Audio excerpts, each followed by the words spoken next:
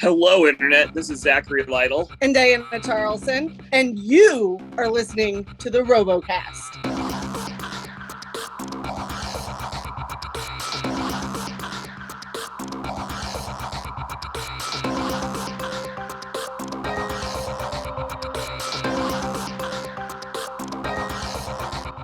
Hello, ladies and gentlemen. My name is Samuel64, and welcome back to the RoboCast. I'm joined alongside, as always, Steve the American Killjoy and World of Woodrow. And what are you doing here? I live here. Oh, right. I've taken over Felix's house, is what I've done for audio listeners, and he's very kindly offered to grant me his PC for. How have you found BattleBots Champions, Philo? I thought it's been brilliant. I'm somewhat putting it almost above the regular season. It's been absolutely incredible so far. I completely agree. I think the first couple of episodes have been brilliant. And joining us are the lovely, lovely people behind the Skorpios gatekeeper, Zach and Diana. How are you both doing? It's been a long old while since we last spoke to you. I think we spoke to you for 2021's round of 32, I think it was. It didn't even talk about your run through Bounty Hunters last time. Yep. We're doing great. We missed you guys. We're glad to be back. And, you know, feeling a little punchy after our fight with Bloodsport, but he tends to leave that effect on people. So it isn't your first rodeo with Bloodsport either, is it? No. Building quite a rivalry. Kraken, I'm like, man, the only one I don't want to fight is Bloodsport. Yeah. And sure enough. Yeah. I want to talk about first your actual main season, because it was a bit of a roller coaster ride, to say the very least. You know, you started off with that amazing win against ORBY, which I watched that fight and I kind of thought, wow, you guys have really turned up the wick this year. You know, you were causing so much damage, more than we've seen from Skorpios since, you know, you kind of changed the hammer saw weapon. Mm-hmm. And then, I mean, we'll talk about the second fight a bit later on, but like, did you guys feel like, you know, the improvements, you know, we spoke to you and you mentioned your weapon motor was going to change, the profile of your weapon was going to change for this season. Did you feel like you'd ticked all the boxes, basically? Not quite. So the blade geometry was a lot better. We have one of our old summer campers to thank for that, which was Ben Shafton. We got a new castle motor. And originally we put a Scorpion motor in there, and I'm so sad this isn't filmed. We had it in the test box, and it was revving up and amazing, and the robot could gyro dance off a 14-pound blade. And it was like the most terrifying pirouette I have ever seen, because I'm not used to Skorpios having enough inertia to do that. So to all of a sudden see, like, just with one swing, him up on like the tippity tip of one wheel. And somehow it swung 360, like it flipped over on one wheel and the blade came forward and it left a big gash in the test box floor. Sorry, Trey. And then and we actually, like, so the perimeter of the test box has I-beams for safety. And we hit that as well. And so now one of the I-beams has a very pronounced gouge taken out of it.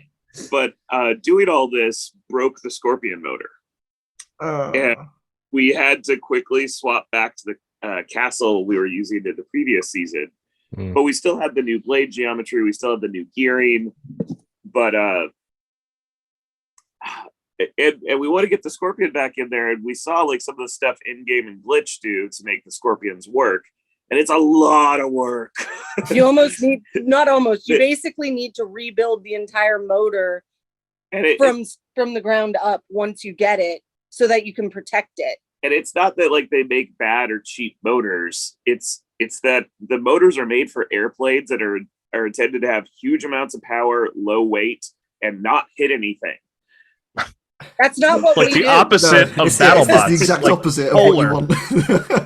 Avoiding the warranty. Yeah, literally. And then with the new blade geometry came, like, there was actually cues I had to look for during the fight, because once again with our round blade and our old motor, I could just spin the weapon up to full, have it go to full the entire time, and it wouldn't affect the way the robot drives for Zach. But with the new blade geometry, with it spinning faster, I needed to make sure to start the weapon at like half. And then once Zach does his, yeah, exactly. And then when I hit, I need to like put my finger off the trigger so it stops. And I'm not used to doing that. So the billows of smoke you see during the blade fight, that's all belt smoke, because Diana is still learning the limits of this new weapon. Of all the power. All the power. Yeah. Learning on the fly. Exactly. Yeah. Well, speaking of flying, that's a pretty good segue. I want to talk, and I know you. I'm king segue. You messaged me in like, I think it was in the middle of the last season, saying I want to talk to you guys about the Yeti fight, and you told me way in advance, like this fight was the best fight you'd ever done. Mm-hmm. And I remember watching it, and like I wasn't disappointed. Like it looked like it looked like it was a lot of fun, even if you came up on the losing side of it.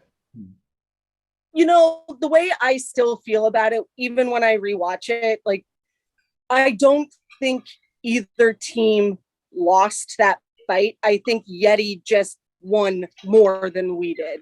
Like, that fight was, I didn't think anything could match my feelings about the Tombstone fight, but this fight, so the Tombstone fight was a complete brawl for like, in like a completely different way.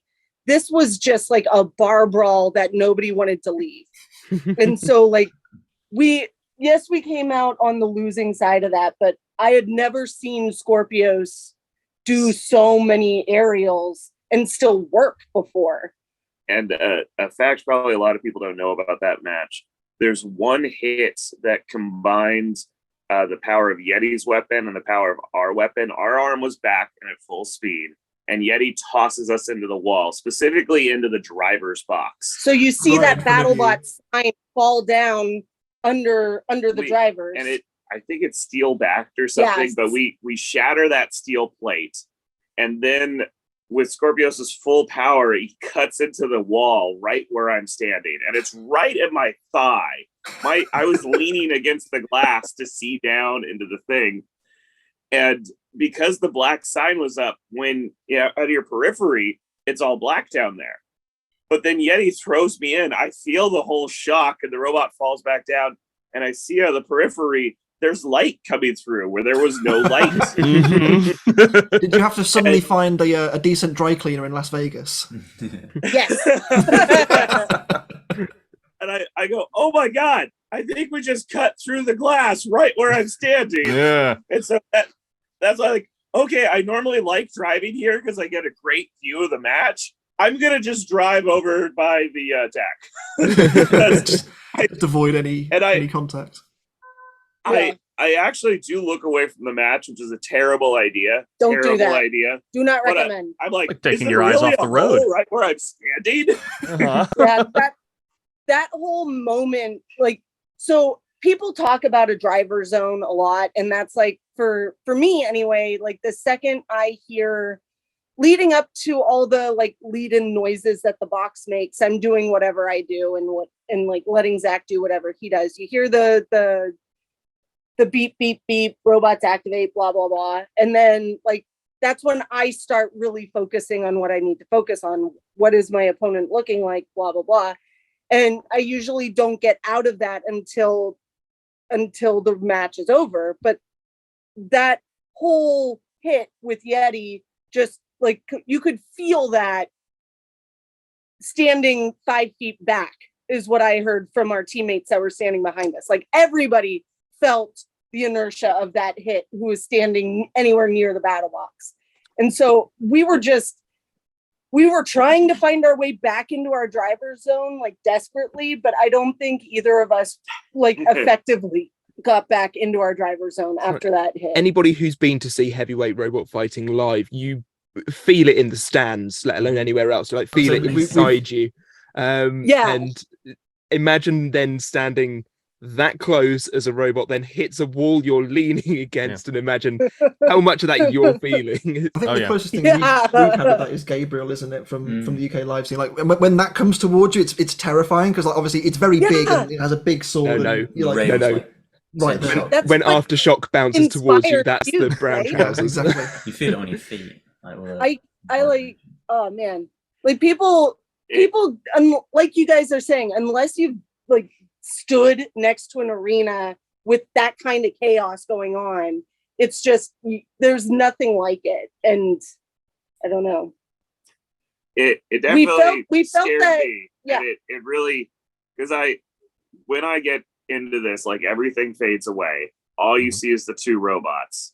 And after that happened, it was a struggle for me to get back into the left turn, right turn, pivot, twist, push the forks to the left. Okay, dive in. Take it back down. And that might have really won them the match. Just that I'm chucking Skorpios at the driver. Yeah, look closer at your creation. Sort of thing, you know. That's just when you have a good look at the robot you've made. I think before we get on the fights, I do want to bring up a listener question. Is from Aid Stars Echo, and the question is, why in the first place did you change from the saw version of Skorpios to the hammer saw? Because it is it's very much gone to the hammer saw direction now. We didn't see the saw all of this season. We did see it last season briefly, but then once and once only. Why the change? So, that all has to do with the rules. And I do want to point out, sometimes the rules change on us at the tournament. Specifically season 5, like we all showed up. We are there in the pits, all the robots, and they go, by the way, this year we're judging completely different. It's 3 points for aggression, 3 points for control, and instead of 3 points for damage, it's now 5. And all of the control bots just look at each other and are like, well, no. Guess we'll go home. Yeah. And so specifically from seasons, I believe it was 3 to 4, they changed the grappling rules. They said, like, you could pin your opponent to the wall, and then long as you're doing something to them, you're allowed to hold them there for 30 seconds. And that was specifically for saws. That was like, yeah, if you pin someone down, just go ahead and cut into them. For 30 seconds. Can you, like... So that's it's what it was. It's like it's a sixth of the fight, right? Yeah. And so that's what it was for seasons 1 through 3. And both Sawblades and I were using saws because that's what we were going to do. The season 4 rolls around and we get told pretty early on, enough time to fix this. So thank you, Greg and Trey, for that. That pin time's now 10 seconds. And we ran tests. Like, unless they had thin aluminum armor, we couldn't get through it in 10 seconds. And I'm sure Sawblades did the same thing. And that's when we both said, well, we have to have something spinning and we have to be able to deliver a lot of damage in basically a 5-second window, because you need a few seconds to pin. They're going to start counting and then they want you to back off before they actually get to 2 or 1. So we both went, we have to spin high, hit them quick. Maybe we can spin up and get another one. Maybe. But then be able to back off. So 10-second window. That's what changed it for. That's when you guys looked the robot were Series 10 and saw Vulture and saw it didn't do real well and said we could do that better. So, or Bonfire from King of Bots, right? This is true. Yeah. So, well, nah, I kid. You know, it's a natural evolution for the saw. Absolutely. Overhead weapons. So, and obviously this new version with the kind of the club, the club spinner is obviously the next evolution from your disc spinner, which you kind of had for the last couple of seasons. Yeah. We just looked back at all of our fights in the last couple seasons, and yes, we've done a little bit of damage, but when you compare, I don't know, I guess we try not to compare ourselves to Sawblades because we're just designed differently than Sawblades. Yeah. But like, we weren't dealing very much. The comparison's inevitable, isn't it? Like you're the two premier hammer saws of the field, if you like, and like there's obviously going to be comparisons where, okay, they're doing that much damage, why can't we, sort of thing. Yeah. And the truth is, we can take hits Sawblades can't. Right. And Sawblades can blows, we can't. He is set up for offense, we are set up for defense. It's through the DNA of the robots. Like, even when you look down to the frames and the armor, our armor is like 3 times thicker than his. But his blade is heavier and spinning like 3 times faster than ours. And when he fought Tombstone, he lost. When we fought Tombstone, we won. When we fought Witch Doctor, we lost. When he fought Witch Doctor, he won. And it's usually those differences in defense and offense that make up who we win and who we don't. Absolutely. I didn't mean to digress onto a Sawblade Skorpios. I was just trying to, like, fine. you know, like We're all about the digressing here. This is what we're here for. And just to clarify, we look at our fights and we see like what categories are we doing really well in, and how can we improve in the other categories. And we're still trying to figure out the sweet spot for Skorpios to do better in the damage category. I've asked you before. When I took over, where do you stand on then having the fight with Sawblade? Still on the no, or? So I understand that fans really want this, and I mean no disrespect to Jameson and Sawblade, but I do not want that fight. I think it would be actually a pretty boring match, and I think people who know anything about robot fighting understand that, like, when you have two very similar robots where neither arm can reach each other unless they are coming from the side or the back, and both drivers are such good drivers that they won't let that happen, it'll turn into something that get clip reeled onto YouTube. I think it just end up as both robots sort of just bowing to each other in the end. It would be a wedge. Essentially, it would be a wedge fight, wouldn't it? That's the thing, and that's exactly what BattleBots doesn't want. You know. Exactly. I think Sawblade and I could take off our weapons and it would be the same match. Yeah. And if that can happen, if you can if both robots can remove their weapons and it can be the exact same fight, then like I don't know, because it's gonna be just like the Whiplash and Skorpios match where we lock horns and then our arm can't reach and his lifter was, well, I guess it did throw us on like that. He threw us on the screw enough. I think we found a sweet spot. But I do think if Sawblade and I lock forward, the flamethrower. Yeah, no, exactly. So I love Sawblade, I love Jameson, but for the fans' sanity, I do not want that fight. I think people think they want that fight. Please stop asking. Watch it now be the first fight you guys have at season 2. You know, we were sure it was going to be one of our fights in season 6. And I'm hoping that Greg and Trey and whoever else is in that selection committee looks at it and goes, no.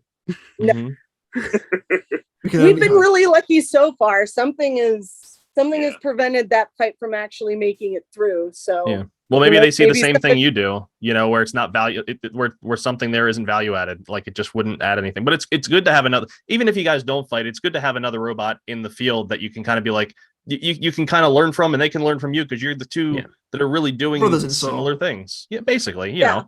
So it's not all negative. It's there definitely is there is the other upside to it that you might get the first fight of the season, because we all know that Sawblade has to open the season on pain of death. It's true. I don't know what contract he has signed. It's just a little bit of a. They've also been some of the best matches of the opening episode that he's on. Like that Minotaur fight was absolutely glorious. Like, it was so I can't remember the last robot that utilized the deck that well. So and that got me so excited about the deck, and then you know what happens later. Go ahead. And it's used well. Yeah. Well, go ahead, Zach. Let's talk about some fights, shall we? We've got plenty to get through. Yeah. So yes. Yeah. Zach, you were going to say something before we continue. Yeah, go for it. I'm looking forward to, because last year it was Hydra versus Endgame, which would have been an alternate thing that might have happened in the finals if things went slightly differently. Okay. So this year I'm wondering if the first main event is going to be Hydra Sawblade, because that's something that never happened, and it almost happened. I want Hydra Scorpio. I'd like to fight Hydra before Sawblade. But it wouldn't anybody? Like, you guys are come across as right? the nicest people on camera versus Jake, who comes across as the biggest asshole on camera. Can you imagine like the banter that Jake and Zach would have between each other before the fight? And I also know Skorpios is a robot you can toss a lot and it'll just keep going. Yeah. So I think the best way for us to get a hit is just landing on him after he throws us in the air. Kind of like he did with Yeti. We've seen it work. Just a floor punch. Yeah. Yes. Right. Fight number one. Did hit Yeti belt completely upside down in the air. It's true. true. I was gonna say, literally the same as the Yeti hit. You know, try and snipe it from above. Yeah. Yeah. Well, That Yeti fight thing. Yep. so All right. Fights. Sorry, go ahead. Fights. Yes, fights. Can we celebrate the fact that we're going to see Big Dill? Yeah. We've waited Yes. so long for this, fantastic. I've got to see Big Dill twice this week because Supporter's got a sneaky little extra fight. It did.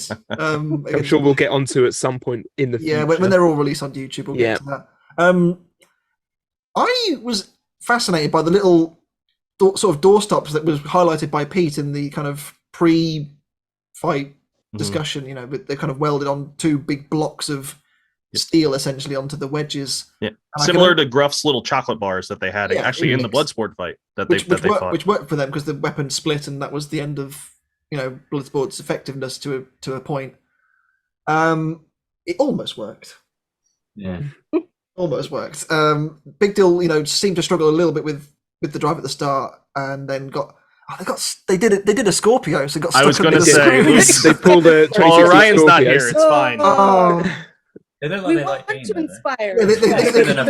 They just couldn't get out. It was This is the second time I've seen something minty green go into the wall. Yeah, and then the right geometry. Bloodsport just decided to come in and give it a big smack, and you don't need that rear end anymore. Yeah, and it was a bit of a shame because this is the only time we're going to see Big Dill in terms of, I say, main competition. It's the side competition, televised, but it's still it's the. Do you think we see fight. Big Dill again? No. And that's kind of Sadly sad, not. isn't it? Not well in actual BattleBots, like in the future. I thought you just meant in this season. That was really harsh of me. No. Do you think Robo Games is coming back? We may see a Robo Games or something like that next year. Obviously then the featherweight version as well. The design has kind of scaled quite nicely because of the amazing work from Adam Hamilton and the beautiful work that he does. We do. This one does look lovely. It's absolutely lovely. Yeah. It's so nice to see the bespoke Big Dill as opposed to a big change from the Warhawk chassis. The Warhawk chassis. So this finally, it looks lovely, doesn't it? It looks so nice. It's just a shame they got Drew against a destroyer of worlds in Bloodsport, really. Yeah. Up close, it looks like the Batmobile. I'm just like, I want to see this thing painted black and full Batmobile, because all those beautiful edges and seams and there's no square thing. And I know it's one of the things the selection committee, they always go, it's too boxy, and I can just imagine him here like, too boxy, fine. There. Here's all the geometry. Smooth angle. Breaks out the chamfer too. Yeah, literally. It was a shame as well we didn't get to see it lift, because it did get underneath at one point, but the chain had already gone by that point, which such a shame. Yeah. But a valiant effort. A chaotic animal. You never know what is going to happen in a Bloodsport fight. I do like the sort of snake effect it has on shedding its wedges. Almost every fight is in. It's just like, I don't need that. Yeah. I feel like he has to be ripping his own wedges off. Surely. And I keep wondering, why is that thing hinged so it can flip up into the blade? But then again, I haven't designed a big overhead weapon like that, so I don't know really what they're fighting. Yeah. Themselves. Literally. Stop hitting yourself. Yeah, really. Literally the same thing. In terms of Big Dill going forward, I kind of agree with you, Jeff. I don't think, unfortunately, despite how good this robot looks, I don't think we're going to possibly see it as a main competitor in BattleBots again. But that's not what I was saying. I thought we were just not. You thought Big Dill was going. You thought Big Dill was going full stop. That's why I said it was so harsh. That is harsh. I'm unsure. You can take the BattleBots out of the robot. Apologize to Emmanuel. Come on. Yeah, I'm sorry, Emmanuel. Your design the skills out and of driving BattleBots, is amazing. But not the BattleBots out of the robot. I really hope we get to see it again, because it is such a cool design, and it's reasonably unique in the field of lifters we have. There's at one point in the 29 lineup when we had the sort of support post coming out of what we were going to see, we had Krusty Grab as well, and they were like very similar designs. Krusty Grab obviously then never came to fruition in BattleBots, that was, but we got Big Dill instead, and honestly it's been wonderful having it. I really wish we'd have got it in the main season this year, but they were a reserve and didn't didn't get into the main comp, but stuff like retrograde as well, which is quite yeah, similar. Which is probably more similar to the Krusty Grab, but in the same kind of light. Yeah. Krusty Grab with a spinny bit on the back. Yeah. What I will say is rest in peace to the meatball. Oh, spicy meatball getting absolutely sent across the box. Oh. First gassy cat, now this. Emotional. It's the end of the line of the non-weaponed mini-bot. It's just I was going to say, and now they have to come back with weapons. It's just free damage. At what point do you start thinking maybe a mini-bot isn't a good idea? I mean, there are instances where we've seen mini-bots do really, really well, but when they're when they're driven into poor situations, big weapon like Bloodsports, it's the fact of that possibly happening. It's I don't know. Could it be too costly for a team to put something like that? I don't know. It's something to think about. But we have seen them be successful. And gosh, those little mini bots are so fast usually, and they can push. We've seen them push heavyweights, which is like what. So I mean, it's a talking point. But what are you gonna do? Every new season with our team, there's at least one person who says we should bring Skorpios should have a mini bot, and what would it is definitely look like? Weight out of the arbor for a mini bot. That's the thing. Is that 249.5 pounds. Skorpios lives and dies by its tankiness, and the second we start removing weight from any of those panels, we're compromising the integrity of the main robot. So I think I agree with what you're saying. Like, there are examples of mini bots being really useful. I just think it's like us with wheel guards. It works for some people. Everybody with wheel guards. Our particular robot. Don't get Zach started. I'm sorry I brought it up because it's a rabbit hole to get down the wheel guards topic, isn't it? It's a talking point and a huge design decision. Where do you guard or do you not? Do you put something out for your rope for the other team to hopefully focus on, like Ribot did in their one fight against who was it? Who were they fighting? This is what happens when the season's so long ago. Where they went after a mini bot and then the main bot just wrecked them. Oh, it was Mankata. That's it. That's the one. Yeah. So and then Kata came back and beat them, didn't they? Pretty much lost in the fight, didn't it? Yeah. Strange. I mean, but those instances are few and far in between. Yeah. It's a design decision that if the team as a whole can come up with an effective way to do it, more power to them. But I've always been a big believer in focus on the main robot before you start adding a lot of extra stuff. And so that's why we've never brought a mini bot into the battle box. There's just no way for us to lose the weight to do it effectively. You imagine if you were to build one, what would you build as a mini bot? What would if you were to do it? Go ahead. I always wanted to make a little 4-wheel base that's a scissor lift in the center, just to have something drive. And scissor lift, high centering the opponent. That's so good. I just keep hitting them. That's so not good. Bad. Oh dear me. Well, you could have nobody it else use that. That's our idea. That's copyright Skorpios 2022. Just the little face pops out of the center of the robot on wheels and just drives around, but it can dock back in its little garage, which is the main robot. So good. Nice. Just cute. I don't know. Actually, our original application video, I actually entered Diana's Dust Bunny champion from Robo Games. And one of the features was we were going to have 4 different mini bots that could dock inside the robot and then dump out. Nice. And so, because it would multiply like bunnies. And 2 different mini bots could drop out. Sounds like a lot of work at BattleBots that does. I'm not gonna lie. Or you could just do what was it? Old classic robot Chia bot, where they just had a door, a flap on the back, and little robots came out of it, or little RC. You don't remember that, Tim? You remember little? I don't know. You have to watch back, but it was it's just a strange thing. But they were little cars. I don't know. Yeah, Jevin's lost. You have to look it up. It's cool. I don't know. There's a really good fight. There's a really good fight of it against OG Complete Control, where you can actually, see what I'm talking about. Well, fight number 2. Deadlift versus Blacksmith. Deadlift going with the full grab and lift setup for the first time, and yeah, Steve looking good there. I'm not pumping iron. I'm pumping whatever lighter metal there is. Tin. This was Blacksmith as we truly imagined it. This was. I will brilliant. say, before we discuss the actual fight, I really like how they set this fight up as the team that pump iron versus the team that forge it. Yeah, And it's just like, that's nice. Same. I like that characterization. Yes. Lovely. Another thing as well, like before we kind of crack on with the fight as well, there's a few editing choices that the show changed in this episode, particularly compared to the rest of them. And the one that I kind of really enjoyed the most was the fact that they've started doing pit segments and repair time stuff. Brilliant. That's so good. More of that.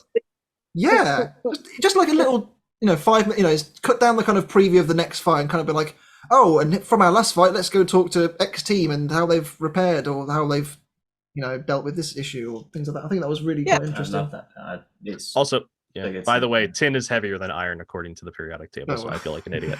To the Deadlift and Blacksmith fight, it was like that first hit from Blacksmith broke Deadlift's drive straight away, and that was it from then on in, really, wasn't it? Credit to them, they kept going for the full 3 minutes. They did. But I was going to say, they got hit a lot, and they kept going. And there was lots of fire. That was wonderful. A lot of fire. Wonderful.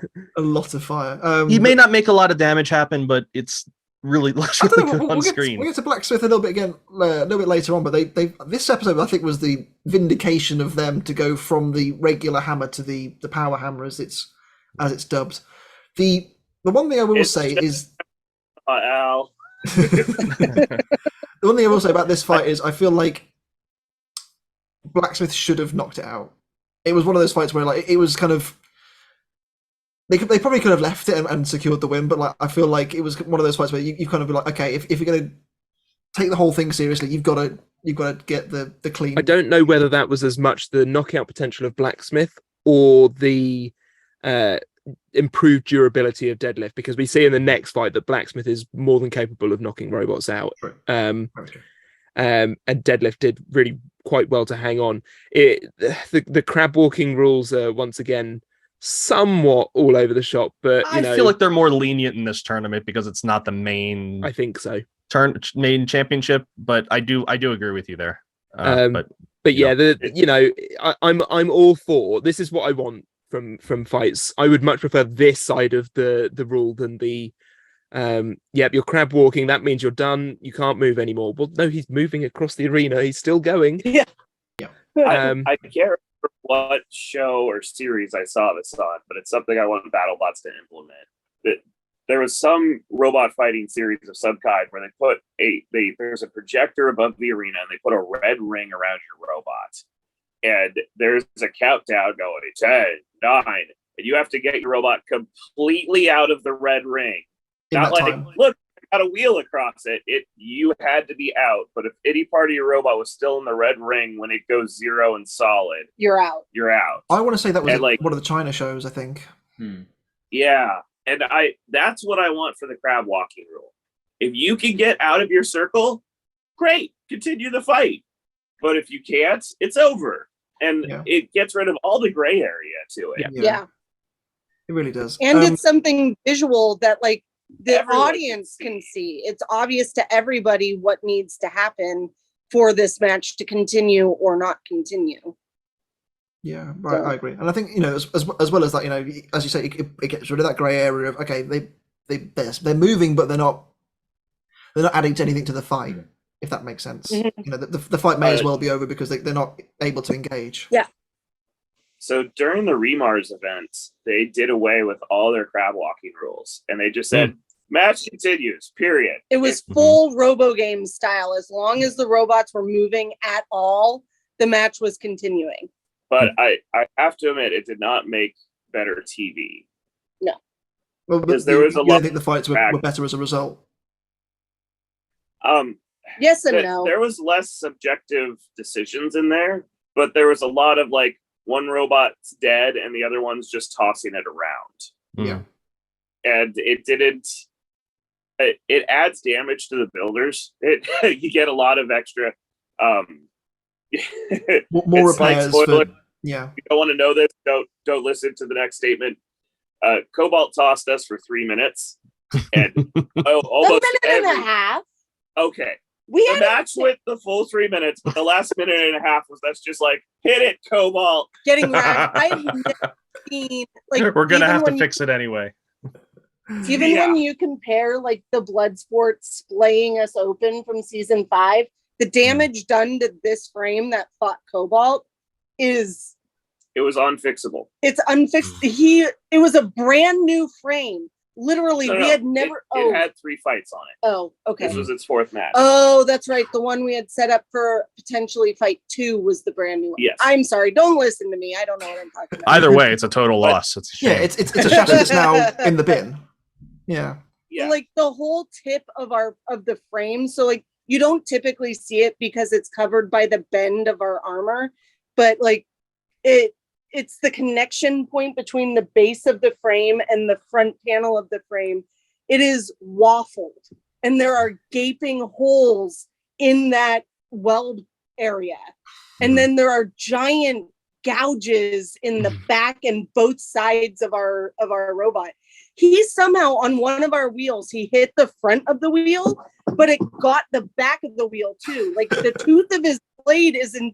I don't know how the physics of that weapon works. So, I'm going to take a moment to promote my sponsor here. Okay. These are the Castle B controllers. He actually ripped through our armor and ripped off. He ripped off the receiver box and then completely cut this controller in half, and somehow it was still working.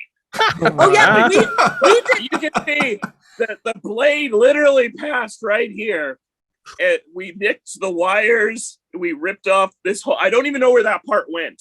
It's somewhere in the battle box. And it's still that going. Might have actually been the part that. So a part of our speed controller ended up in their frame. Oh, it got like. And then another gash he did. Yeah. Controller, and somehow, and this I keep really central in the core because this little receiver box controls the entire robot, and you can see he passed through, obliterated this corner, and he ripped the antenna off the receiver, but somehow this was still functioning in this state. Yeah, absolutely crazy. Pretty impressive. I don't know what kind of like voodoo magic Zach and I did before this fight. That we fought Witch Doctor before, by the laws of transmission, you've gained some of their powers. Yes. Who knows? But that's the thing. We're like, yes, what you've shown us here is an example of a fight going on, maybe a little too long when it's a foregone conclusion and it's just more damage to repair. I can see that. And I guess we can see that with Blacksmith Deadlift, where Deadlift early on in this fight is crabbing. It's done. Yeah, the fight as a contest is over. Basically, yeah. So yeah, I can see, maybe. I mean, it all depends on what spectacle you want for TV. Like, is it cool to see a robot get chucked around over and over again, or is it just like like, all right, we know who's going to win this one, But I don't know. I like the removal of the ambiguity with the no crab walking rule, but it's the maybe they were testing it in this tournament. They told us they were testing it. And Remars is very different from other BattleBot tournaments because we're all paid we're all paid $10,000 to show up. It's awesome. Like this is a party. This is a demonstration for these guests. This isn't going towards your rank. This isn't going to be televised. Just go put on the best show you can. Come break your toys. And, awesome. Yeah. Well, and so it's different from main sport because it's not a game show when you're doing Remars. No. Right. Yeah, but what they're talking about is the champions. Yeah. Yes. I think another part of champions is when you lose champions, that's it. You're done. You're going home. And I think a lot of people kind of pulled out their last resort. We said this in the very first episode. Like the fights with particularly Hypershock and Mad Catty, you kind of see, okay, they've just turned up the weapon to maximum, and if it dies, it dies. That's the thing, isn't it? Yeah. Well. Fight number 3. I'm going to let Felix take the lead on this one because I know you're very, very upset. So Felix is the biggest, as am I, pneumatic flipper fan in the world. I think he's one of his favourite robots. I moved to the UK just for the pneumatic flippers. There you go. That is why I am in robotics. Yeah. or like not Lucky, but like the team. Yeah. The team. Ziggy is my favorite robot ever, and so I am with you, Felix. Thematic flipper. It is. It was the most frustrating fight, I think. Yeah, it's one of those where you went in, your expectations are up here, and it just. Lucky broke my bracket. Yeah, Everything Lucky, else was fine. Lucky And also Lucky broke my bracket. Oh, Lucky. It's so sad because Lucky has been so good this season as well. That's the thing. It was, you know, that's why I incredible. You know, rated it nearly beat Tantrum, who obviously went on to win the whole thing. Yeah. And to be honest, I saw them box prepping and like they were zooming everywhere. There's this big tire you can hit in the test box. They were hucking it like a rag doll. It was like they looked spot on before this fight. I turned to one of my teammates. I go, "It's probably going to be Bloodsport Lucky in the last fight." That's because what I was just watching the test and I was like, "That's a damn good robot." Mm-hmm. It's like I don't want to compare the two because obviously Ziggy and Lucky are two different robots, and obviously there's a lot of changes that have happened over the years with what have you. But like it's almost at that level. Do you know what I mean? Like it's almost like, okay, I can see why Ziggy was so good. Like we kind of struggled to see that with Lucky in previous seasons, where like it wasn't like dominating the arena the same way that Ziggy used to.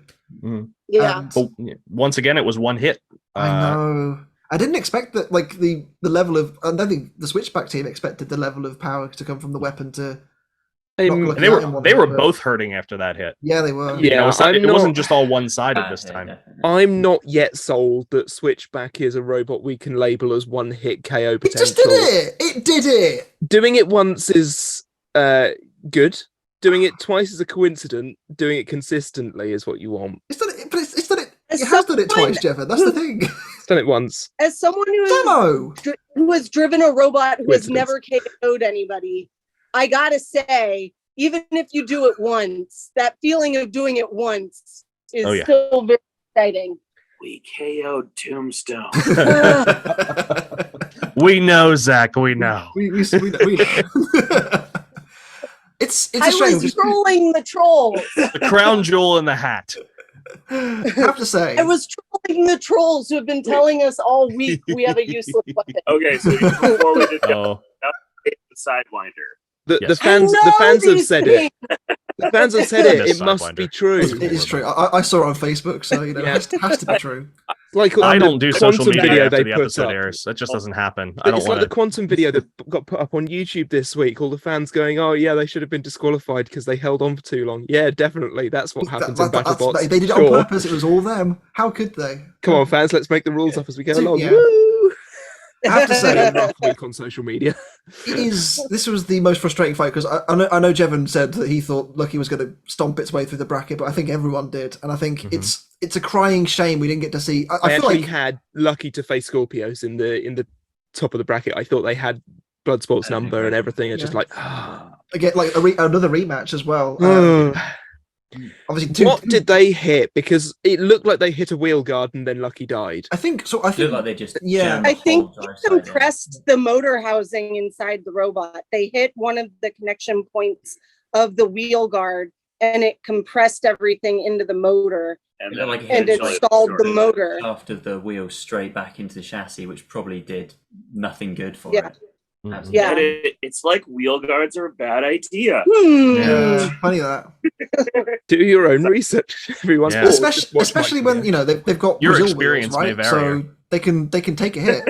Yeah, take the hit. They need them Skorpios wheels. They clearly do. Clearly they do. They never die. Everybody's talking about these vulcanized wheels. Meanwhile, ours may get hit, but they don't fall off. They don't prevent us from moving. You need to share that information with Donald. The wheels stay on that. Those poor wheels fall off his wagon all the time. Absolutely. I mean, we may have to cut our wheels off after some of our fights, but doesn't isn't matter. That part of the doesn't matter. That's what it's all about.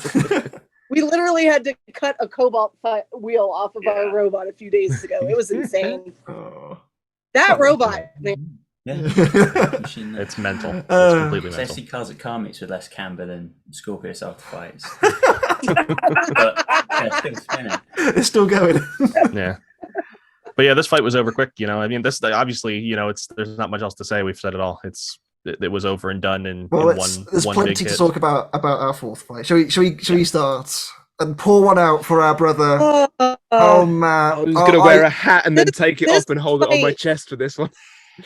This fight was my heart. I didn't know, like I felt so bad for the Kraken team because they just had such a rough season, and like but also we're good friends with both teams, so like you don't know who you want to have win, but he got the Skorpios season 5 treatment of here, nothing but horizontals. I hope you brought enough horizontals. That's the thing. The differences between Kraken and yourselves is obviously Skorpios is in designed for horizontals. It's built to take these hits. Obviously, you guys had the opposite treatment of getting all the verts this year as well. But the difference is with Kraken, they had a horizontal plan until Rotator destroyed their frame, and then after that they kept. I was like, have another one. Go.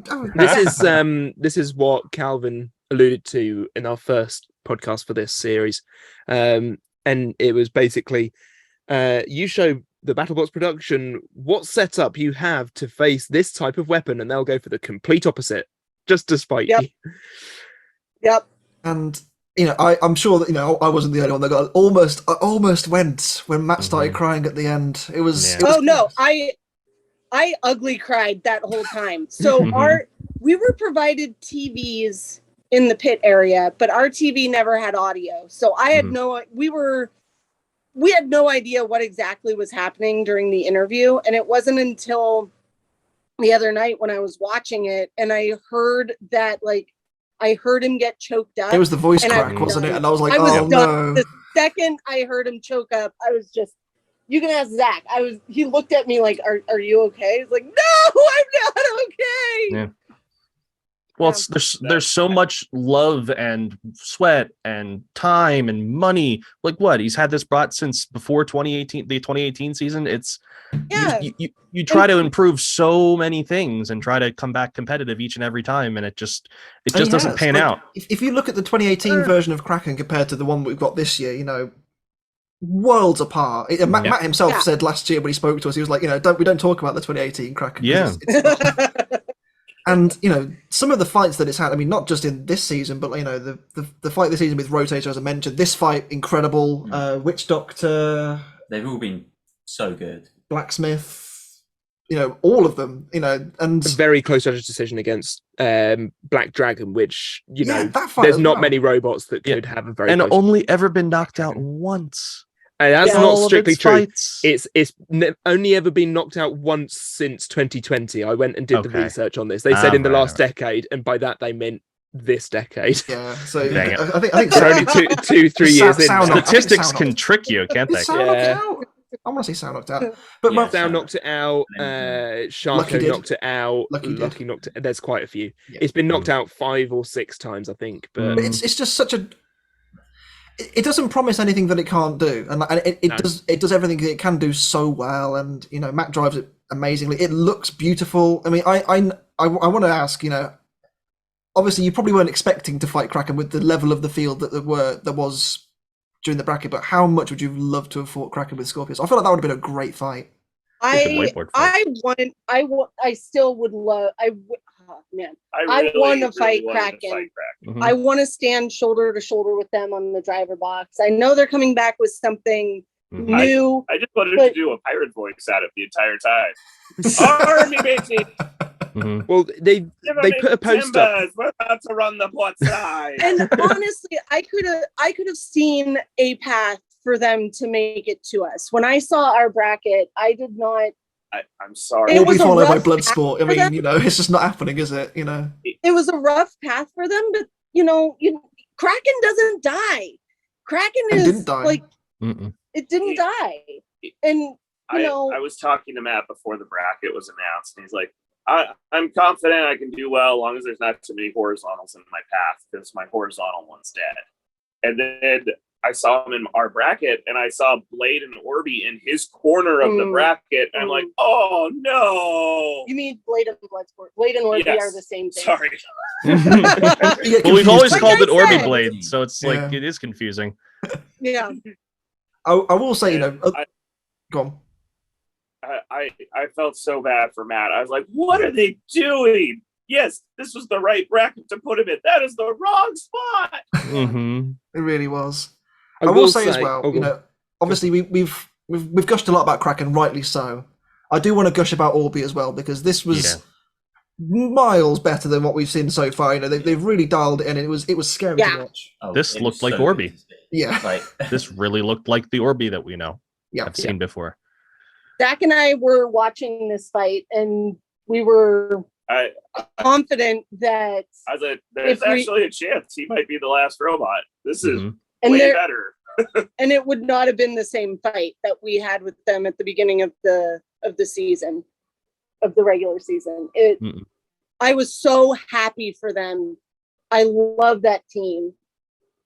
I was so happy for them to finally see their robot like go the distance in a fight and get a win, and they had to be so happy about that. I was happy for them. I was crying with Kraken the other night, but I was very happy for them for that win. That was a good show for them. Yeah. Jevin, anything to add? You were going to say something. Yeah. Brilliant. Love that. you froze completely. You froze immediately. Try again. So just on Kraken and their future, it may not well be the last we see of them. They put up a post the other day talking about their merch and everything. And they finished off with a line, "We're very busy with our new version of Kraken." So that pretty much tells me Kraken's not dead. And this version maybe, but like this version of Kraken is dead. Yeah, whatever but they come back with, it's not going to be. I prayed and hoping it's not a 4-wheel vert. Yeah. Well, this version lives on forever in print form as well. Yes. The BattleBots book out today. Isn't that wonderful? Yeah, that's so lovely. It's the right robot to be on the cover as well. It's not on Amazon UK anymore. I should have pre-ordered it. That's a shame. But it's the right robot to be on the front of that. You know, it's beautiful to look at. It has so much character, and it's brilliant. You know, and Did you know Sarah applies all of those scales? On they're all like individual bits of vinyl, aren't they? On the website, on the Kraken website, you can buy some Kraken scales, and it was at that moment I then went, "Oh my god, they put them on individually." Yeah. And Matt's wife Sarah applies those scales. And this is the thing with Kraken; it always comes in looking like it's a new bot. Yeah. Always, without fail, every time. Even if it looks like it's covered in aluminum foil, it's fine. No, that's just your imagination. It looks like space. I loved that Kraken. The hot potato Kraken. Hot potato, Cyber Kraken. So good. Oh dear. I get the guy that does the sign just to CGI it all in. Get a new look every time, yeah. Oh dear. Yeah, but ORBY slowly picked Kraken apart, and it was a means to an end. This fight was decided probably at least halfway through. It was when the wheel locked, and that was the end of it, really. Yeah. So many good moments, and like lots of sparks, lots of damage, lots of like moments where you're like, you don't know what's gonna happen. You're waiting. It's like they both split the shredding the arena. Of the wheel as well. That was beautiful. We see all the foam fly out. What a moment too, where he's like, "I'm gonna get him onto the screws, get him onto the deck." Nope. So after our emotions have been frayed, in more ways than one, our first semi-final sees ORBY, Blade, and Bloodsport, and it was one hit or two. Sorry, 2 hits. This was a different ORBY fight, wasn't it? It was. I was so frustrated. I thought there was no way they weren't going to go weapon to weapon and smack each other really hard, and there was going to be this amazing. Weapon to weapon isn't the right. Yeah, and Ju said he wasn't going to in his pre-fight interview. He says we're going to try to avoid going weapon to weapon, or maybe he said he wanted to go weapon to weapon, and I was like, don't do that. Yeah. You've got a massive great wedge on the back. He was probably right to though, because like ORBY has so much more reach than Bloodsport does. Yeah, and I feel like if it had gone weapon to weapon, it could have been really scary for Bloodsport because. You know, they put the kind of plow on the front that they had against. Who did they fight? It was a horizontal. Hijinks. Hijinks, that was it. And they put the same plow on, and This one looks a bit better than the last one. The It- one it against looked Vikings nicer. looked a little weedy. Yeah, this one looks nice. With all the proper paint on it. It wasn't. Yeah. Because I think it was just white last time, wasn't it? It was like And a it red was plate. wrapped around. Yeah. It wrapped around the side as well, yeah. But it got high centered, and I The I articulating understand wedge. yeah, I understand completely Bloodsport's decision to not free them because, like, Yeah. Orby's, as we saw, is very scary and could have Mhm. really wrecked Bloodsport. And I know it's not the main comp, and it's not, I understand them not, freeing them and carrying on the fight because it could have been quite messy. So, and as well as that, if they'd have freed them, they could have done a lot of serious damage to Orby. Yeah. And, would have cost a lot to repair, but. It was a shame because I feel like this fight had so much potential to be amazing, and it didn't quite live I up to the agree. expectations. Yeah, no, when I was watching this fight, I was definitely like, would I have unstuck Blade to carry the fight on and make a longer fight for the fans and for the show and for all that stuff? Or would I have done what Bloodsport did? I can see both things being the right move because, like,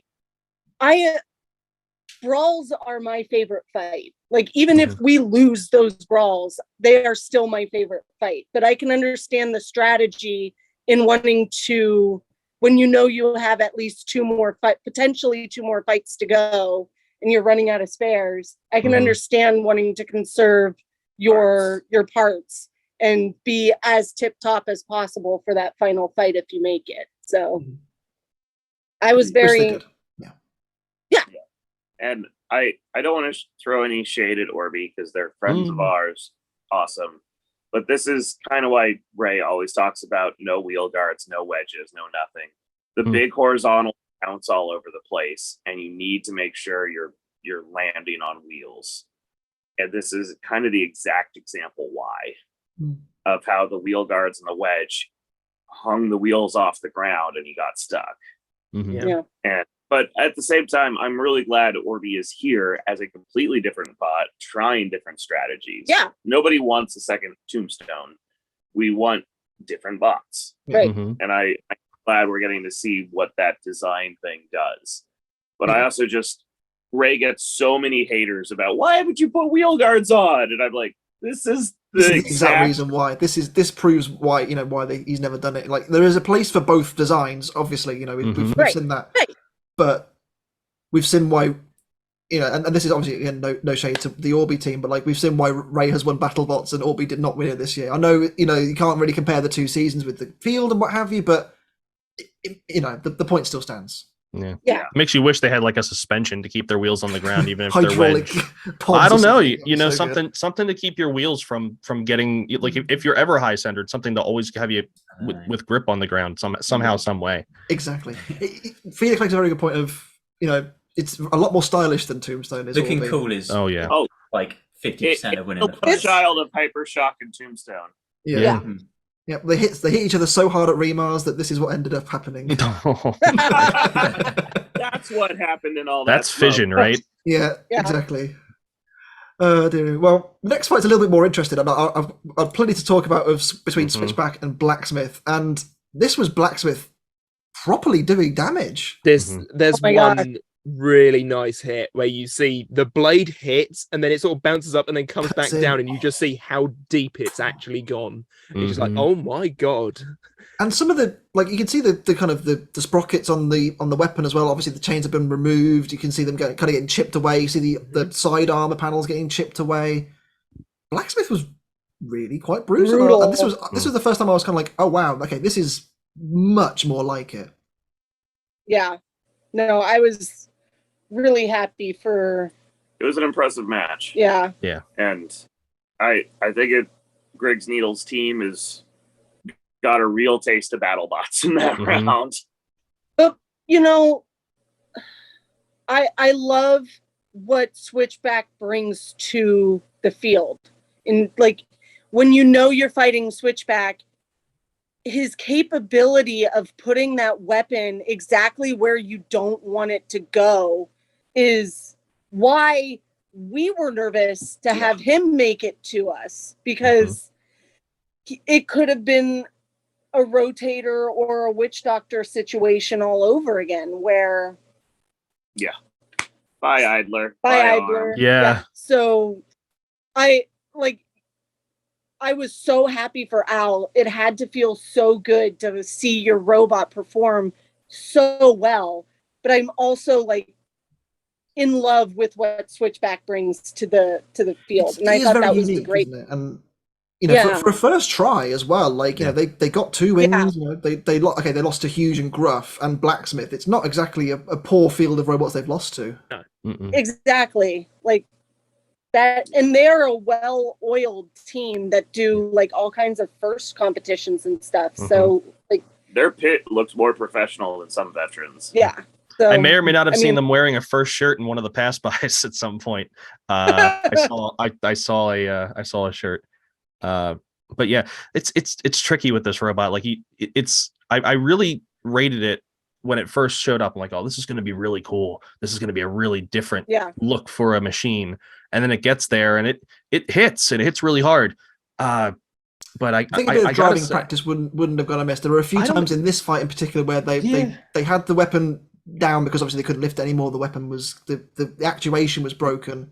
Yeah, they just drove into the wall a few times, and like it was so frustrating. Moment in Reboot Robot Wars, and it was like a whole episode, and I was going to make a whole series of videos just Roboteers eating their words. Is where they say something beforehand and then immediately is proven wrong. And it happened again in this fight where they cut to the team going, yeah, it's fully operational. Cuts back to Switchback as it drives into a wall. It was not. You could just do, what was it, Ron Series 2? We're gonna go, and then just immediately off the table in sumo. It's easy done. I will say, you know, again, it's not easy. You know, the fact that they've just beaten a robot like Lucky as well, where you know it's such a established team. You know, it's a massive notch in their belt, and you know, certainly something again they can. You know, if they want to apply for the next season, say, "Hey, we did this. We could do this with more time and more practice and whatever else." Yeah. But coming up against a well-oiled Blacksmith was too much. It seems to have trouble turning sometimes. Yeah. Yeah.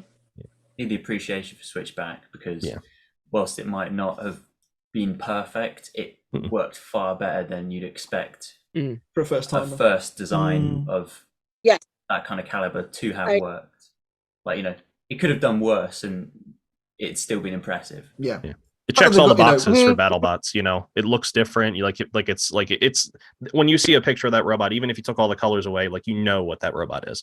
The fact that they've got however many, you know, I think it's over £100 they've got actuating on an arm. Crazy. A lot of the robots, you lose one chain, it's rough. Yeah. Crazy. So a lot of the robots' weight is up there. I mean, I'm looking at this picture of Switchback, and you see the robot. It looks so weedy at the bottom, doesn't it? It's looks top heavy. The bottom robot, and then the top robot, and it's just like, Switchback needs to do leg day. That's what we need to. Do.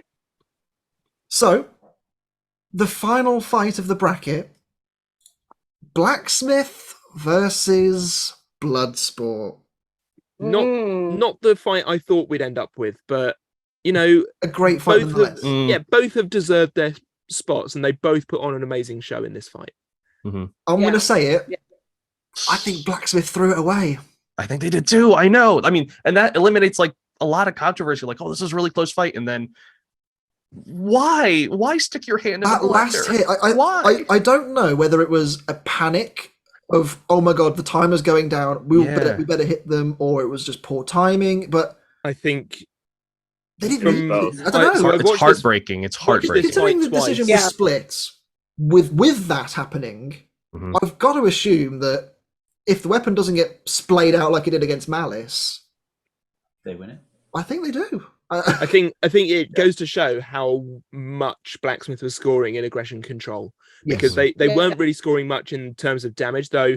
Getting them up onto the screws and keeping them up there and hitting them while they were up there, that's all going to count for. The Ferris wheel was doing a really good job for Bloodsport, keeping them safe and also doing damage. You know, because I mean, it's the same tactic we saw against Skorpios in 2020.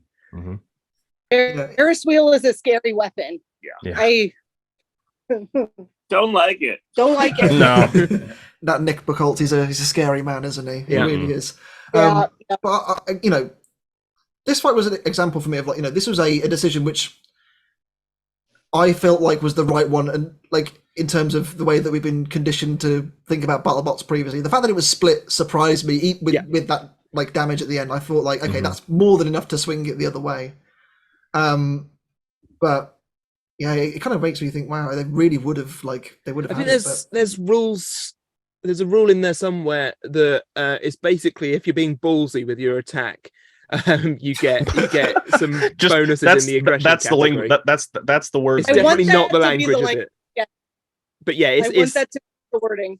If you're going to be risking a bit of your robot to have an attack, you're going to be pushed up a bit on aggression or something like that. And that's what Blacksmith did in that last swing they had. Whether it was mistimed or what, whether the clock was running down, I don't know. But that last swing down, even though they knew they may not do anything, there's a chance that they could have, and so they get a good aggression bonus on that. So yeah, I can understand the split decision, because actually looking at it, Blacksmith controlled the pace of the fight, and Bloodsport was reacting a lot. Yes, it was spinning, but you know, for a robot that is basically all spinner, that's what it's meant to do. That is just it functioning. It's not exactly being aggressive or anything. It's and the thing is, they kept having to drive away from Blacksmith because they have to keep spinning the weapon. Yeah, and there were times when they got bounced into the wall and pushed about and up on the screws. And you know, Blacksmith really did a good job of controlling this fight. And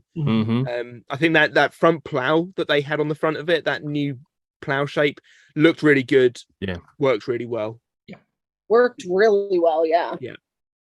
I'll throw a little hypothetical. I think we've done a hypothetical every week so far. Since doing BattleBots Champions. Let's say Blacksmith makes it through to fight the Gatekeeper Skorpios. You get your Skorpios. I was just about to say, like, is this going to be the fight that you don't want? Well, I feel like they're different enough, right? There's the profiling of Blacksmith is different, and the reach is different as well, because the weapon actuates from the front rather than kind of at the back and forward. How do you think it goes? Talk us through it. Kind of forget there's also a third brother in Saw. We gotta remember Blacksmith now. Yeah. Diana has that shirt. I have a shirt that says, "Welcome to the Hammer Saw Club. We have 3 members." I personally did not really want to fight Blacksmith, because if you watch Skorpios' history, I guess this is commonly known at this point, so I should just say this. Widely spaced forks on the front really screw us up. Our standard wedge configuration. So that, and we first discovered this with Lockjaw. Lockjaw did it to us, and we were like, "Oh God, we can't even drive against this." And then In-Game repeated it, Whiplash repeated it, and Yeti repeated it. It really counters our wedge super hard. And the reason you've seen us trying so many wacky configurations lately is I feel like people have gotten our number on that wedge setup. Because as soon as they don't have wide space forks, that wedge wins. And I knew Blacksmith could do a wide space fork setup. And so I was like, I'd rather let Bloodsport almost rip the robot in half again than do another wide space fork fight. I had the exact opposite reaction. I wanted to fight Blacksmith. I thought that would have been a really fun fight. I thought it would have been, but again, this comes down to the way Zach and I think about what we want out of a fight. And I got this in the Bloodsport fight too, don't get me wrong, but I want a good brawl. I want an entertaining match that leaves people on the edge of their seat, like, oh my God, more. Did you see what we just saw? And I think the Yeti fight brought that to the audience. And I think the Skorpios Blacksmith fight could have done the same with the fire and Skorpios never dying and Blacksmith just like Blacksmith and Skorpios like chasing each other and like they have a bad habit of giving us who they were trying to give us last season. So you might get Blacksmith Skorpios round 1. Fingers crossed. There's every chance. I'm sure Greg will book it at some point. So that was interesting for me. Zach and I have never been so polar opposite on who we'd rather fight. And so it was really interesting watching that fight. And like, it was actually really intense because we both wanted a different person to win. And so you got your wish. Well, that moment when Al loses his disc, one part of me was like, no, Al, that sucks. I would hate to go out that way. But another part of me was like, phew, Bloodsport will win this now. Well, and then you heard split decision, and then you're like, ah! Yes. Yeah. Sudden panic. Mm-hmm. Well, as you mentioned, Bloodsport did win. Yep. Which means they fight against Skorpios. Now, before we is this day? Do we talk days without controversy? I mean, really? We'll get to it a little bit later on. The first thing I want to ask is a question from Discord user Shaiken, which is, when you guys first joined Skorpios, did you ever imagine like you be in this position where like you're regarded as like one of the elite teams in BattleBots, and that people have got to beat you to get into, you know, that higher echelon of the sport? It is very humbling, I gotta say. I know Zach is gonna have a different answer because, you know, but for me, like, I'm just doing what I love, and I've been able to do it with my husband, and that for me is like, I couldn't ask for a better scenario for me. Like, I think we are synced really well as drivers, and I think people, to the point where I've actually interacted with people who forgot there is a weapon operator, because, you know, everything works so seamlessly. I can predict what Zach wants me to do so well. And so for me, the fact that we've made it to this level is surprising and humbling, and gonna make me ugly cry. I was gonna say, stop it. This has been an emotional episode enough as it is. Zach, what's your answer then? Yes. I knew I could do it. It was all me. Yeah, Orion was not a good driver. It was all me. No, Orion. I'm joking, Orion, I promise. Driver. He drives Skorpios very different from Zach, but he is a wonderful, wonderful driver. Yeah, of course. Yeah. We are honored that he asked us to be on the team before. So a lot of fans of the TV series don't know this, but before we were on BattleBots, we were a big part of Robo Games, and I drove the bomb in the Antweight division, and everybody knew the bomb. I was basically the tombstone of the division, and no one wanted to fight me. There was one year they messed up the bracket, and someone without doing a single fight made it to the final 8, because it's supposed to like. Yes, that is what we all said too. That's broken. 54 seats, and someone was just going along on the bottom, filling them out, but we didn't have 64 competitors. And so he just stopped randomly, and one robot got all the buys and just dropped final 8. And everyone was looking at this like, this is awful. That's not fair. But then they saw the bomb was the most likely robot to get to him, and everyone's like, it's fine. It's fine. Zach's got this. And this poor robot is like, it's before 3D printed robots became what it is now. So it was like one of the first completely 3D printed robots that existed at Robo Games.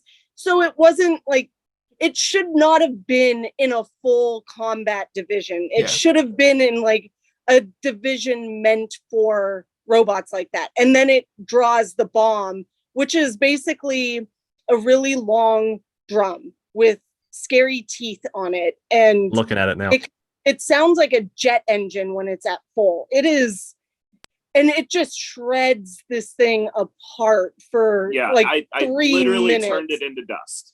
I'm gonna teach them why they should. They didn't even sweep it out of the arena. They literally got a vacuum and had to vacuum. At that point, that's when you know. It was both like, yay, this guy buyed his way into the top 8 and got Zach, but also I feel so bad that this was your first experience.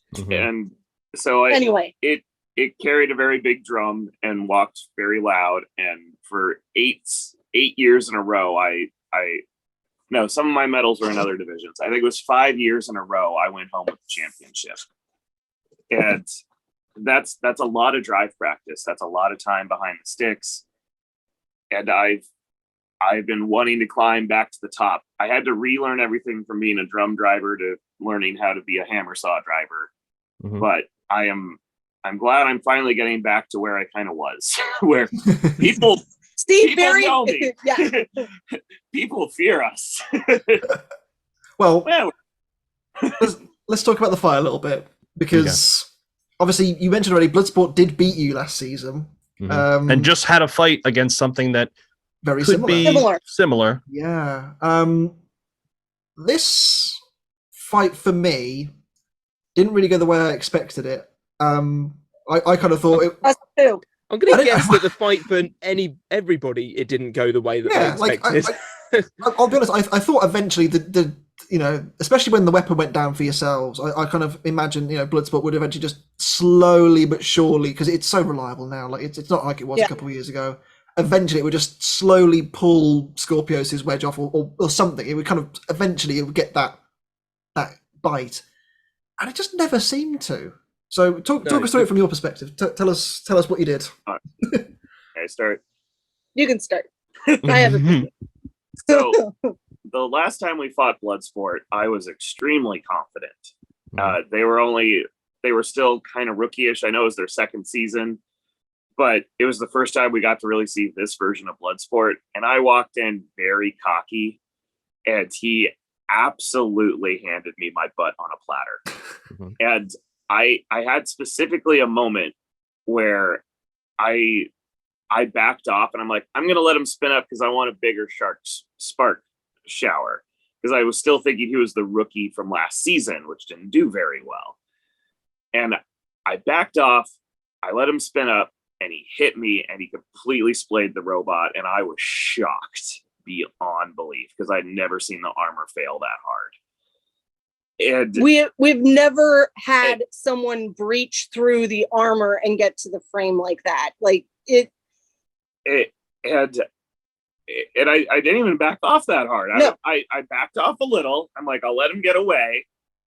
And then I was like, okay, he spun up. Oh, I'm having trouble catching him. Oh wow, he's really spun up. Fast. Well, And and the thing, even after the robot gets splayed open, I know Justin said that we couldn't move anymore. That's not true. We could actually still move, and Zach was gearing up to go back in again. And we were talking earlier about driver zones. I was literally yelling at Zach, stop moving. There is a hole in our robot. Stop moving. So that's Hull breach. Yeah. Hull breach. He got the shrapnel controllers, and only one wheel was still working. And I was like, in my head, I'm like, I'm gonna crab walk through this. And I only need one wheel. I only need one wheel.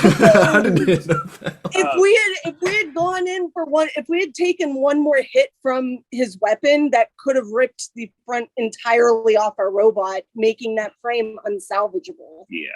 So for this round, I'm like, I'm giving no quarter. I'm giving no space. And when I watched Al's fight, there were several times he paused and was pointing at Bloodsport, and I was just screaming at the TV in my pit. What are you doing? Go in! We said the same thing. We were watching it yesterday. We were like, just drive towards it. Like, cut the angles down more. Sit there in an armchair, just telling them what they should be doing. I don't know his robot. I don't know like what kind of beating it could take, so I really shouldn't be backseat driving. But just as I never saw fighting a horizontal, I'm like, you don't give them any room. Yeah, you can't. Pushing them towards the wall so you can get that final sweet, ha, you're against the wall, it stops your weapon. And it's your one and only chance and shot. And we got it pretty soon on. We pinned him to the wall. We got a few good hammer hits, and thank God we got those, because without that, so when we had our witch doctor fight, she managed to kill the saw before we got a single hit. When you see her drive up our plow, and like the tooth of her disc perfectly connects with our idler, and that's why our weapon just stops. And like it was a one in a million shot that no one has ever gotten before, and she got it. So go ahead. And so that just guaranteed her all 5 points damage. Just there you go, 5-0. You never got to use your weapon. And we would have been in the exact same spot here if we hadn't got that opening hit and put the little carved hole in his top plate. Because that at least put a 1 in our damage column. Yeah. Now you got to hope they damage themselves, you know? And then that's the only way you're getting points back. Yeah. Yeah. And without that 1 point there, we actually couldn't have won that match. Right. Mm-hmm. So the opening hit like decided so much. Well, and I think like your use of the arena hazards throughout also helped. Like, I'm starting to think putting someone on the deck is worth something that they're not really telling the rest of us. I think the same thing. I feel like, you know, if you put someone up there, that's. I mean, I know it's use of the hazards because obviously that also gets you points. Is it like, huge it's very, control points? It's very you know, obvious. Like, I feel you really like it takes a lot of coordination to get somebody up there, I guess, you know. Yeah. But I shouldn't have to guess. I should know. Right. We ask, agree. We should know that too. Mm-hmm. The question I have to ask is, did you think you'd won? Yes. I was not sure because so I look at the fight very differently because it's my job to look at the fight very differently. So I saw our weapon had stopped working, and I was basically. What was that? Sorry to interrupt. What was the reason your weapon stopped? No. So there's it's a 3-part explanation, basically. So the first thing you notice is the blade stops. I can no longer get a full rotation of the blade. When we have Bloodsport in the corner and I go for a hammer hit, the blade is still dug into Bloodsport, and you see Skorpios kind of slip out from underneath Bloodsport a little bit. I was trying to line you up to go after one of the wheels. But the hammer wasn't retracted yet. So the fact that the blade was still in the robot and Zach was moving the robot, it tweaked the blade just enough so it was no longer balanced.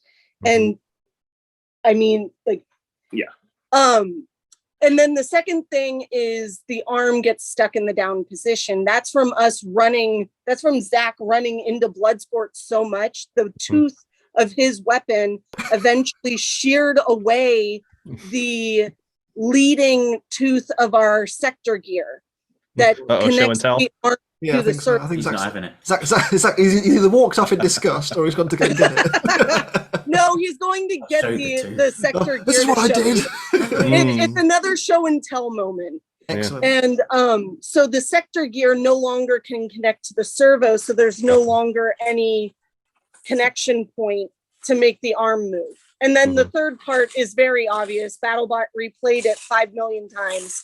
Yep. The arm is down, and the tooth of the blade of Bloodsport's blade catches the tooth of our blade because it's right there for him, and it completely tweaks the arm to the it's all twisted, isn't it? Yeah. So that's the thing. I felt like if what had happened to Blacksmith happened to you guys, and where like the whole arm gets splayed out like that, maybe the fight goes the other way. I think that would have been enough to make the difference. But because it all it stayed intact, but it twisted rather than split. I feel like that probably counted a lot in your favor. Unlike the last Bloodsport fight, like even though we took severe damage, Zach was able to stay aggressive and not allow and where the end of the match was like us throwing him on the deck, then he gets down, and then we're immediately rushing him to another straight in there. Yeah. And you see, like, I have to physically stop and back off to let Bloodsport out. Yeah. Like, I feel like with that as the last thing the judges see, I feel like that it leaves an impression. Yeah, and I will say as well, like we watched it as a group yesterday, didn't we? And we basically said like it was just so beautifully driven. Like there was at no point was Bloodsport given a second to breathe, and I feel like that made a big difference. There's no doubt about the control and even the aggression, just because. Well, my favorite part of that fight is it really showcases your skill. Yeah, I think Zach has gone kind of under the radar the last few years. Like people don't realize how good and tact and like just strategic you are. Nothing goes unthought of from you. Because like before every fight, we go through a driver meeting because I personally will swing the hammer at anything if given the opportunity. So Zach needs to have these meetings with me to tell me, okay, we are going against Tombstone, just because, why not? And you, the only time you swing the arm is when the blade stops, which is laughable when you're talking about Tombstone. Now that I think about it, doesn't happen. Yeah, it doesn't happen. The blade stops. Right. And so like we get that first hit and I realize very quickly, oh no, that's right. This is Tombstone. He's designed this not to stop. So I just have to swing. And I hit his weapon like 2 or 3 times during that match, which is why you randomly see both robots just go soaring in different parts of the arena so much during that fight, is because Diana has just YOLO'd a weapon swing. And but like, you know, for me, that is one thing I miss. I know our older blade was didn't hit as hard, but it was a lot more stable. The new one that's spinning faster, that's hitting harder, that's a larger diameter, the end is thinner, and like it got tweaked just by a shifting. And with the gear ratio being so high now to try to hit those higher speeds, it couldn't overcome the additional friction. So I do miss the, hey, let's swing it into Tombstone. Right. I know it's not the best weapon, but it keeps working. yeah. And now we're like, yeah, we can Gotta be really completely careful cut now. through ORBY blade, but please don't breathe on it wrong. So, first little show and tell thing. Yes. Corner of the plate, they signed it and gave it to us, and we now have a little chunk of Bloodsport. That's a big chunk of Bloodsport, Zach. It's a big chunk of Bloodsport. But that gave us our 1 point in damage. That's all you need. It's all you needed. It's what I needed. And then the reason what Diana's talking about, this gear sits on the front of the robot. So And if you I look, see what you mean. his teeth face, and the gear that moves it is back here. And when the arm is forward, the gear that moves it's right here. And, it was And you can see stuck. Bloodsport just popped up and there's a why nice 2 teeth? with Like a these dentist. missing, we could no longer connect with the servo. So what And we're it's saying on- is that all Skorpios wants for Christmas is indeed its 2 front teeth. There you go. Yeah, yes. Thank you Yeah, but for that that was post idea. fantastic. That is Well going done, to be. I'll send you a check in the mail for that one. You did win. Yes. First did win. first gatekeeper to I finally know. do it. Televised. I don't know if these were filmed in order, but you never know. Actually, it was. They were. Oh were. wow. Okay. We are the third robot ever to come home with their actual bounty medallion. Oh, so they What- did actually trade them with Yeah, the yeah, winners. one That is a thing. Diana's story. If you watch the tapes really closely, since Discovery changed the name of this, they've been trying hard to edit out every time we say the word bounty hunter. Right. Oh, interesting. And if you watch like the end of Will's episode, right as they're pulling back, he's wearing a bounty medallion. Yep. John's passed it over. And if you look closely at the glitch match, there's a moment where they're panning over the team, and the captain's wearing the bounty medallion. They did exist. They just cut out Bounty every Hunter. Yeah. changed the name. And And I don't know if someone at Discovery was like, "Hey, why are we promoting Mandalorian? We gotta change." Oh dear. Do me. they strip it from the other driver? They pull Yeah. them down. Go. Oh, Oh, there it is. Look at that. Nice. The hardware is very, very nice. Yeah. Stone and Witch Doctor are the only other two competitors that have their own medallion. Not bad at all, right? Not bad at all. That's not a spoiler for next week. Season No. 1, which They still have it. It's not of like they course. lost it, They got it last season. They beat Sub-Zero. but they could lose it. They could lose it. We'll have to wait and see. Question in from Azario Avatar on YouTube asks, from the other robots that are currently on the roster for the Golden Bolt trophy, who did you want to fight the least? And I'm also going to offer you, who would you like to fight the most as well? Okay, so who do we want to fight? If you had the free choice, who would you not like and who would you like? Okay, well, I think we're going to give two different answers. Okay, you go first. So it's my turn to go first. No. Let's see. All right, so who I want to fight the most out of the current roster is like, I would love to have a rematch with Endgame, but when we are better prepared to have a rematch with Endgame. And these two series were filmed simultaneously. Mm-hmm. So currently, if we were to fight Endgame again, it would be a similar setup to what we had already brought into the Endgame fight. Yeah. So I would have to say they are kind of one I would want to fight the least, just because at that time we were not prepared for a good rematch with them. We could have gone in with something. It just probably would not have resulted much different. And the most would be, I mean, Tombstone. I was gonna say, are you gonna? Would you just to prove a point? Just to do it again. Well, you do have that scalp, but would you like to re-scalp Tombstone? So the whole reason we had the shield, we didn't think there was any chance we'd fight Bloodsport. We actually we're like, it's a match we've already done. They're not going to redo it. So the shield was for Rotator, because we thought Rotator was going to win his bounty. I'm like, wait a minute, that's not a spoiler. I think the Rotator team thought they would win their bounty as well. Yeah. And I was like, and a Rotator Skorpios rematch, it's about time for that. Yeah, it's long overdue. And it's the whole reason we made the shield. The shield was actually meant to kill Rotator. Or to stall Rotator from getting our R. Yeah. But we were like, well, we have Blade. I guess the shield is the best bet for this. And I know Rotator is already looking at that like, well, if that's Skorpios' plan, time for the counter. Now you played your hand. Victor's very good at that. Well, I'm sure he knows that people are trying to make shields and all kinds of things. The guy's a tactical genius. Yeah. He can transform that robot in so many different ways. It's crazy. So who do you want to fight the most and the least? So Rotator was my most. I wanted to wipe that loss off our record. Mm-hmm.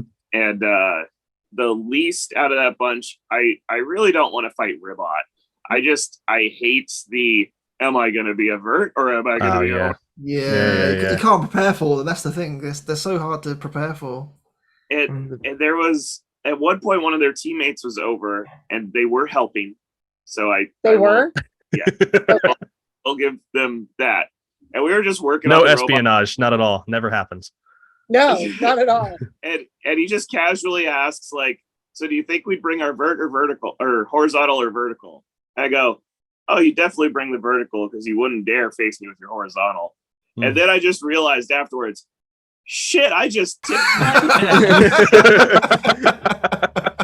and I was like, damn it. I gave it all away. What have I done? What have I done? And they're all good. Instead of shooting the moon, I've shot myself in the foot. Clearly, Glitch is the one to fear because I wasn't here last week, but a robot that's complete unknown and can just at a moment's notice defeat you. Just turn it on. Yeah, just turn on for no good reason. Just like, yeah, I've had enough of you. Bye. I've been watching his success. I really relate it to like the drunken master in Kung Fu movies. Yeah. Is stumbling around in the oddest ways, but somehow he avoids. And I watched it with Uppercut. I have fought Uppercut. I recognize these moves. And Uppercut did his big finishing rush. And somehow Glitch just magically sidestepped it. Yeah. Even Uppercut. I'm surprised we didn't bring that up last week when we talked to Kyle and the team. Where the Glitch is a robot that practices drunken Kung Fu. 100%. That's canon now. Carl will confirm it. I'm sure he will do. I've got some quickfire questions. Yes. Super quickfire questions. Quickfire. Yeah, you do the first one. Go for it. Right. So this is there's 4 here. I'll do 2 of them. These are both from Ty Daly from Subpar Robot Wars. When will we return to minty green Skorpios? It's hard because it's the branding, you know.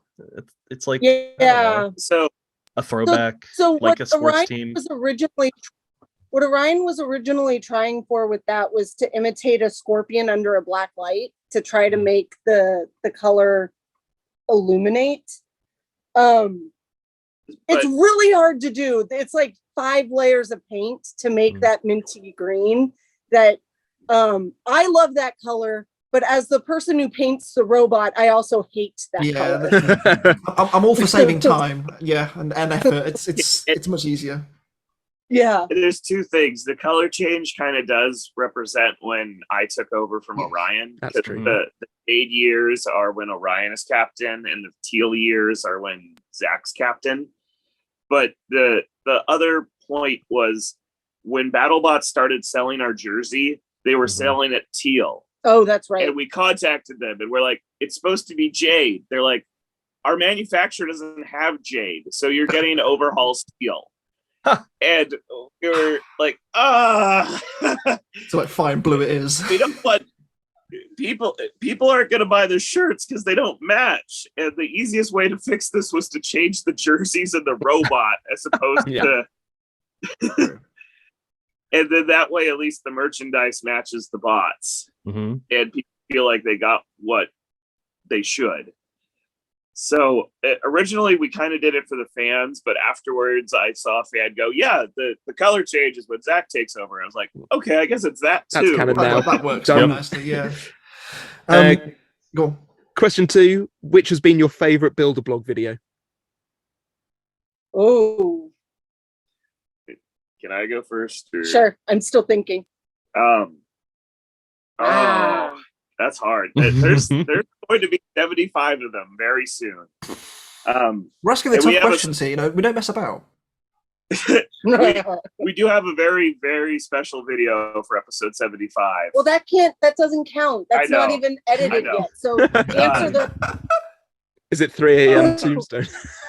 I have to admit, the funnest one I ever had recording was episode 50, The Secrets of Hydra. Just to have the entire Waiachi clan walk me through their shop and all their different projects. That was the most fun to film. They also let me get on a chair and nearly kill myself. And then nearly me. Terrifying. And they gave Diana the controls to it. That's terrifying. If you ever find yourself in a position to ride that chair, don't. Or do. There's no do. Like just send it. We've been on Rory Mangle's farm several times, and he's got some creations down there. Let me tell you. Ones I remember. Yeah. You know, the head trauma and the amnesia that we've had since then. The head trauma and all the homebrewed alcohol. I was going to say definitely not the homebrew cider. Oh, it's definitely not. Diana, what's your favourite one? My favorite one is not a very well performing one, but I don't care. So there was a day that we went down to Bunny and David Lau's place, and we did a little mini tournament with them. And so we we ended the fight with at the time she was still fixing the thing that Malice did in season 5 when it just gets stuck up on its butt. And so we brought a bag of just random crap to their house. And we have a clip of her just sticking all of this random stuff on the back of Malice. And one of them is a robotic horse. There's a strobe light. There's a wire brush. It is just anything to stop it from doing it again. Yeah. We were trying to be helpful. Well, the R&D worked because it when it fought who did it fight last week? Slammo. Or a couple of weeks ago, it fought Slammo, and it didn't get stuck on its back. So you helped. Yeah, exactly. So, but it's one of our worst performing videos because we divided the video into 2, and it was the second half is worst performing. The first half did pretty good. Oh, okay, never mind. He pays more attention to the analytics and stuff. I don't page on YouTube. No need for it. I'm going to ask another question from Ty Daly, actually, and that is, how many active Skorpioses or Skorpii? Skorpii. There you go. Official term given to us. How many active Skorpii are there, and what do you do with the retired versions? So we actually currently only have one retired version, and that's two. No, one, the Cobalt one. The Witch Doctor one's being repaired. Well, number 3 is retired. Too. Oh, yeah, okay. Never mind. Zach's gonna answer. I don't know what it's called. It's hard to keep track of them all. It's too many of them. I know. I saw a comment on one of the blogs like, I'm so disappointed you guys just have 8 of these. I'm like, well, no, I know it's called number 8 and we have made 8, but 1 and 2 are completely destroyed. And there's nothing left. Number 3, the only thing we have left is the core, and it is unusable. And originally we had number 5 retired as well because the frame was too twisted after Witch Doctor. But then Cobalt did what Cobalt did to 7. And the welder looked at it, Matt Petrani from All Weld, and he goes, it'd be easier to start fresh than to fix this. So Cobalt fucked up so badly that one that was previously written off comes back. Yeah. So actually, that's... You thought you were retired? You're going right back in. Like, when he started describing the things he could fix, I was like, wait a minute, this means you might be able to salvage 5. We couldn't back before you joined the team, but now that you're here, and so he actually brought 5 out of retirement. So, but to get to your original question, as of a week ago, number 4 is functional with the flame throwing arm, but his saw setup is all busted. So he is usable as a flamethrower. 5 was retired. 6 is in great shape. 6 fought Bloodsport, and we put a fresh arm on it after the Bloodsport fight. And it's the one we took out to go destroy a car with. It's working great. It's ready for season 7. Subscribe to the Skorpios channel if you want to see that video. Yeah, absolutely. Yes, yeah, 10K. When we hit 10,000 subs, it's going to. I'm hoping it will become one of our best videos. It was definitely the most fun to record. It's the most damage. It's the most exciting things we've ever stuck in a video. What was that? That old video, Sam, of 2 Robot Wars bots busting an RV apart. It was a caravan. It was a weird TV show where they just got. There was also like a lot Thor of the adverts for Robot Wars Yeah. when it came back. There was like there was the house robots destroyed a car. Oh yeah. The Metal and Shunt So destroyed it. robots destroying a car, definitely something that can absolutely. I can't wait to see it. There was a weird game show where they got Ripper and Thor just to beat up a caravan. For some reason. Yeah. I don't know why. They did do that. Yeah. They didn't succeed. Weirdly. How do you score that? Oh, no. I think they had to try and escape the caravan or something. And That they was just it. Yes, didn't. I do remember that. I think to wrap things up, I think we have to ask the question from our good friend. Final thing. We just finished 8. There's 3 active Skorpios. The 3. Okay, good. Scorpion, 3. yeah. Good. Yeah, that's the final answer. I went to my dad, who is officially Greek, and the official term plural of Skorpios is Skorpii. A Greek has confirmed this. Okay, so it's canon now. Skorpii. Yes. Skorpii. The final question I want to ask is from a friend of the channel, a big friend of Jevon's, David Harrison, David of Smeg. He's my alter ego. I knew this question was coming. I'm sorry, you sorry, Diana. The question's going to be and you reacted to it. Which Lego Skorpios do you prefer? The Lego Wars Skorpios or the Battle Brick Skorpios? Now, as I have it on good authority, you may well be driving the Battle Bricks one very soon, potentially. So answer carefully. Zach is going to be driving the Battle Brick Skorpios, and I'm going to be driving the Battle Brick Sawblaze. Oh, wow. Oh, so you're going to get the fight that you didn't want, and you're both going to have to fight. But what if... We're going to practice in Lego. I was gonna say, you can show to the people why we shouldn't watch this fight. You can choreograph. It's wonderful. Yeah. Yes. That'll be a builder blog episode. Why this fight will be terrible. Anyway, to answer the question. Well, I think the fact that Battle Bricks guy is letting me drive it is going to put him in the lead. For now, because we're hoping to come out to BattleBots whenever it may be, and we'll definitely bring the Lego Skorpios from Lego Wars over. Oh! We're not going down like this. Come on. All now. I'm going to say is maybe we have to see a fight between the two. Oh, for God's sake! Will, ball is in your court. Come to BattleBots. Which Let's do it in the Skorpios battle box as well. Come on, we've got to do it properly. There's only one way to find out. It takes so long for them to touch. In the you have to use the test box. No, you Could got to you use the imagine test box. that? It's going to take so long for them to touch. Can you imagine if a Lego gets flung into the kill saw slots and like stalls the kill saw? I think they've made those slots so wide we can now just drive the robot into the kill saw. What lives down the kill saw slots? It could be a mini bot. There you go. We were saying earlier about mini bots. Don't do that to another Lego Lego robot of Davis. All attack fought panic attack. Panic attack died. Actual panic attack last year didn't go well for him. Zach and Diana. Well, because I saw the Lego Wars Skorpios before the Battle Bricks one. That one is near and dear to my heart. So Zach's probably going to go with the Battle Bricks. I'm going with Lego Wars Skorpios. Okay. I think it's only fair that we let Diana drive the Lego Wars. Yeah, I think so. I feel like even. It has to happen. It has to happen now, doesn't it? This fight has to happen whenever it may be. Although the Lego Wars one is dual operation, so you might just have to both do it.